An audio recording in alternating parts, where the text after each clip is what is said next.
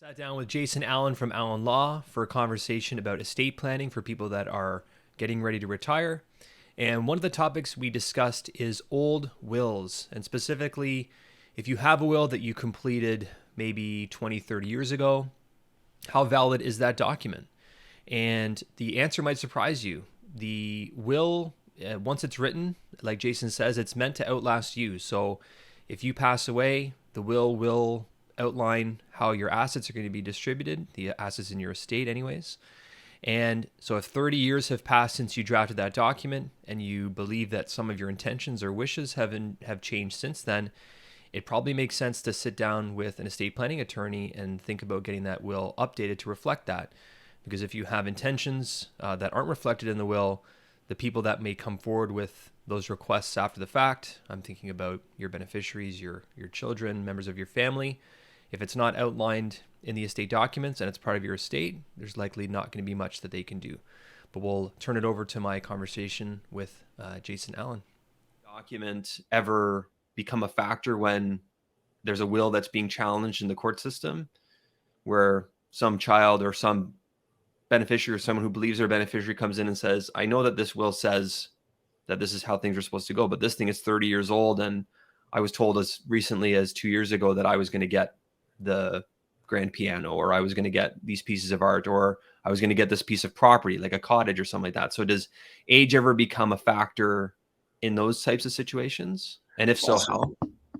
Yeah, good question. I suppose it's hard to speak in generalities, but Yeah. the will is the testamentary document which governs the distribution of the deceased person's estate. Mm-hmm. So if someone was promised a gift and it's not set out in the will, that doesn't entitle the person who was promised the gift to a claim against the estate. I mean, the will is what governs the distribution of the deceased person's assets. Mm-hmm.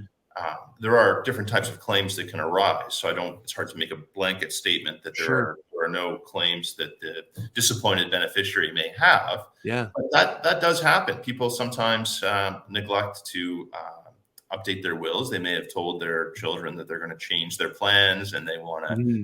maybe leave more to one child than another because of the Mm-hmm. help that the one child may have provided to them. But if they don't change their will, then the will is what speaks to the distribution of the estate, and the judges don't have the latitude to really vary much from what's written in the will. I mean, subject to claims for things like support, or if there are claims,